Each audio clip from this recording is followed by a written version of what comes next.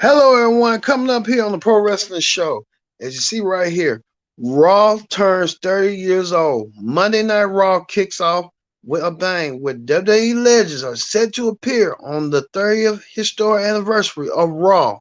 As you see, Hulk Hogan, he kicks off the show. Um, Nature Boy Ric Flair.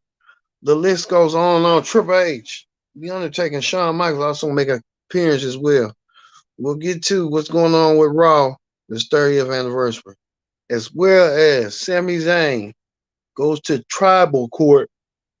Roman Reigns and the Bloodline set to go trial court on Sami Zayn's whereabouts and what is the fate of Sami Zayn going forward with the Bloodline. We'll talk about that, as well as Bobby Lashley takes on Theory Austin Theory for the United States Championship.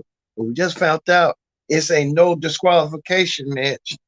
It goes even further. We'll talk about that. As well as a steel cage match between Becky Lynch and Bayley inside of a 15-foot solid steel cage. We'll talk about it. Who will emerge victorious? We'll talk about it coming up. As well as Dominic and Damian Priest, the Judgment Day, team up to take on the Usos for the Raw Tag Team Championship in its 30th anniversary. All this and more when the 30th anniversary edition of the Pro Wrestling Show presents the Raw 30th edition celebration, and it starts right now. Hello, everyone. Welcome to this edition of the Pro Wrestling Show. I'm your host, as always, Kendrick Dix here. Glad you can join us here on the Pro Wrestling Show. As you see right here, Monday Night Raw. Monday Night Raw is 30 years old, starting back in January 11th, 1993. Raw turned 30 years old. Yeah, amazing. Monday Night Raw turns 30. We'll get to that. Join in the conversation using the hashtag Pro Wrestling here on Connect. And don't forget to subscribe. Subscribe is caring. Tell a friend, call a friend, hit that subscribe button so you won't miss a thing here on the Pro Wrestling Show. We got a lot to get to. Well, we're gonna kick things off with this. The immortal Hulk Hogan started off Monday Night Raw. Hulk Hogan, who was on a couple of episodes of Raw, even made appearance on Raw back in the early mid 2000s. And he was the undisputed champion. Hulk Hogan kicked off the show, welcoming folks to Raw. The host alongside his former manager Jimmy Hart. Hulk Hogan welcomed everyone. Even he had a little botch at the end where the microphone wasn't working.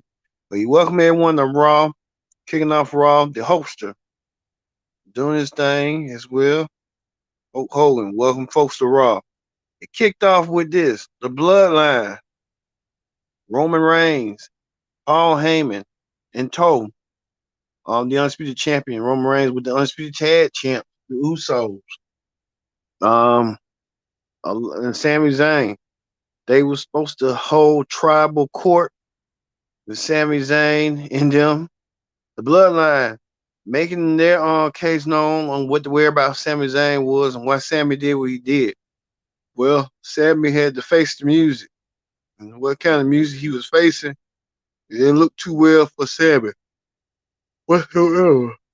I think Sami kind of realized where his whereabouts and his what does his loyalty stand.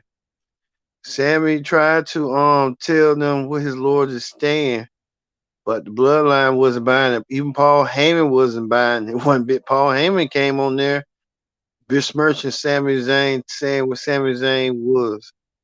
Till Sami Zayn was about to get it. Sami Zayn was about to get the Oriental Spike. This was what Roman was saying to Sami, that you need to prove your loyalty to me at the Royal Rumble. And I think Sami Zayn got the hint. I think Sami Zayn noticed, but we don't know what there's gonna be a Royal Rumble, what's his role is gonna be a Royal Rumble, and that undisputed championship match.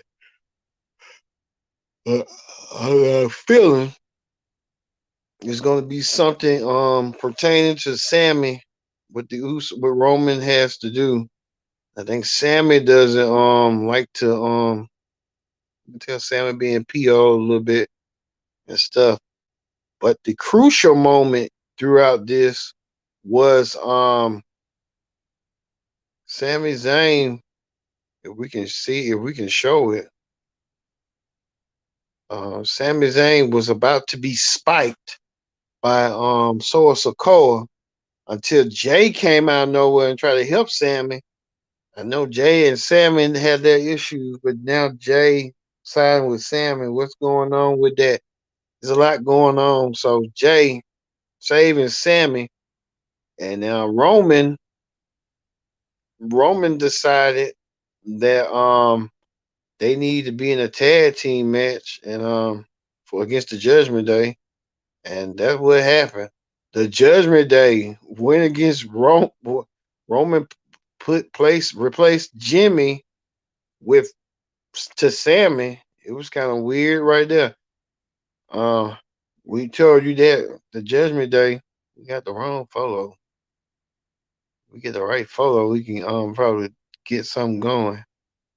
Well, like I said, Aaron Pierce was gonna make that call until Sammy decided that Jimmy was gonna be out until Sammy wanted to place himself in the match.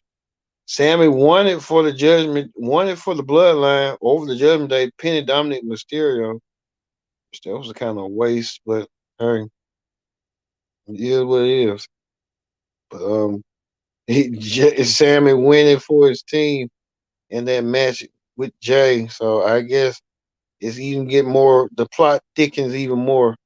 Like I said, we don't know what's going to happen next. Also, too, um, Cody Rhodes on his road to WrestleMania. Cody's been training. Cody will be back at the Royal Rumble this Saturday. Hopefully, him and Seth Rollins will start the Royal Rumble, and they will end the Royal Rumble with one of these two men going to WrestleMania. I think Cody wants it the most because he wants it the baddest. Cody can tell. Look at Cody. He wants to be winning the Royal Rumble so he can get a shot at the championship. Get a shot at whoever the champion, either Roman or whoever. We'll see. Speaking of Seth's road to WrestleMania, Seth Rollins had won his match with the help of the Street Profits, but earlier on, D Generation X, um, earlier on was like a lot of interaction with the legends. DX got out there. Well, we can show it. Can we show it? DX got out there with Kurt Angle. Kurt Angle was out of place and out of touch, but I guess Kurt Angle was in the segment with DX. DX came out there and they thought that Kurt Angle was Billy Gunn, and Kurt Angle wasn't Billy Gunn. Kurt Angle was just being Kurt Angle. Well, Imperium came out there. Imperium, Walter, Vinci, and got his other name.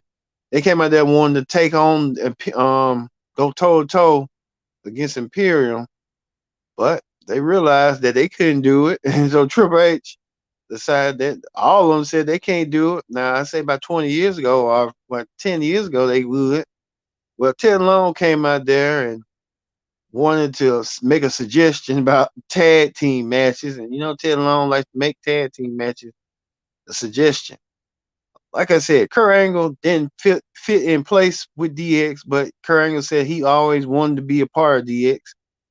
I know him and Triple H had their own issues a couple of years, nearly 20 years ago, 25 years ago at least, with their problems with Stephanie.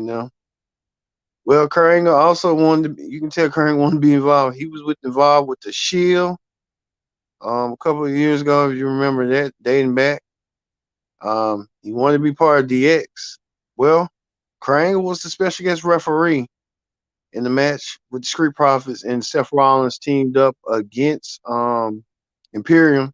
They won that match with the help of Kurt Angle. So Kurt Angle did play some dividends in that match. Like I said. So you know how that went down and stuff. Kurt Angle, and they was doing a lot, as you can tell right here. Kurt Angle with the match and stuff. It was just like that. Intercontinental champion. and stuff. So Kurt Angle won for his match. Also, too, The Undertaker made a rare appearance, helping Bray Wyatt with LA Knight. Bray Wyatt and LA Knight will meet at the Royal Rumble in that pitch black match. LA Knight getting choked out and try to call in legend. Think he should have noticed that the Undertaker wasn't playing. Bray Wyatt getting helped by the Undertaker. The Undertaker came out there with his American Badass gimmick, and the Undertaker coming out there with that gimmick and stuff. The Undertaker. So hey, look like what it did. Also too, the steel cage match. We told you. Um, Becky Lynch went against Bayley in the steel cage, but they had the in that steel cage match, they did an angle on that steel cage. Bayley attacked and the damage control attacked Becky Lynch from behind with something. Becky Lynch didn't make it, then tried to get her hands. Something had went down. Probably had to look back and see her she held her stomach. So something went down. That damage control noticed something about Becky Lynch. They had to do that angle. So we'll see. We don't even know where Becky Lynch's status is gonna be at the Royal Rumble. We know damage control gonna want to end the Royal Rumble, knowing them. Speaking of that, Bobby Lashley being interviewed by Kathy Kelly. Even MVP continues to want Lashley to come make this offer, but Lashley refused. So we don't know what's going on and how this is gonna go further down the road. We'll see. Also, too, the Nature Boy Ric Flair came out there to with Raw. Ric Flair was a couple on Raw a couple of times. Who can forget that match, the loser leaves town match, way back in the beginning of the early embryonic stages of Raw, when Ric Flair went against Mr. Perfect, and Mr. Perfect sent the Nature Boy packing, but the Nature Boy came back to grace his presence. Nature Boy Ric Flair showcased on Raw, and he brought out daughter Charlotte Flair, who came out there on the ovation. Charlotte, the women's champion of SmackDown, came out there. She met toe to toe with Raw Women's Champion Bianca Belair. So we know Charlotte and Bianca have a long standing history. Not really, but could you see Charlotte and Bianca one day, meeting at WrestleMania someday? Who knows? But it was kind of surreal seeing that. So Charlotte and Bianca, like I said, we had to wait and see on that. Maybe one day they'll collide and stuff. Just to see. Well, Sonya Deville came out there to issue a challenge on both to them. Bianca took on Sonya. Bianca defeated Sonya and beat her up and left Sonya being like that, a runaway train. Well, Sonya Deville, like I said, Sonya Deville did what she needed to do, and she lost. So we don't know what the status is going forward with that. Let's see. Also, well, we showed you the steel cage of what was going to go down in Bayley costume. We know what's going on with that. And we showed you with Bray and the Undertaker made their face to face. But finally, Kevin Owens came out there and made clear that he sent a message to Roman. Miz was trying to talk. Miz couldn't even get a word in, and Miz got stunned for his troubles. So Miz got knocked out, basically. But also too, you tell right here, Charlotte Flair. We told you Charlotte came out there. Bianca. They need to have a match. They could do the Undisputed Women's Championship match down the road if they want to. But we'll wait and see. But everybody wanted to see this. The main event. Bobby Lashley challenging Theory for the United States Championship in a no disqualification match. Was going to go down. Well, it went down. Theory and Lashley. Um, Theory won his match. Theory won his match with the help of Brock Lesnar. Returning Brock Lesnar came out there and helped Theory. Brock Lesnar F5 both Austin Theory and Bobby Lashley. He let F5 Bobby Lashley. Then he F5 Theory and land Theory on top of Lashley.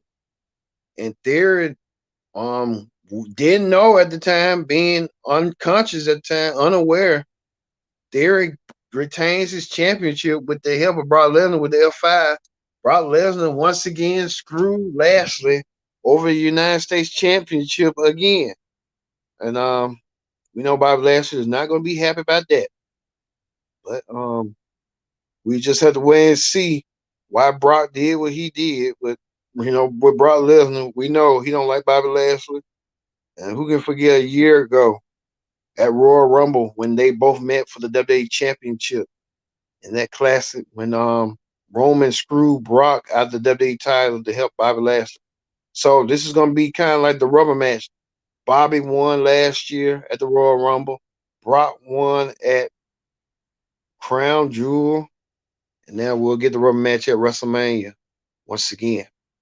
All right, that ends the Raw Ring Report. Let's move forward to Wrestling Hot Topics.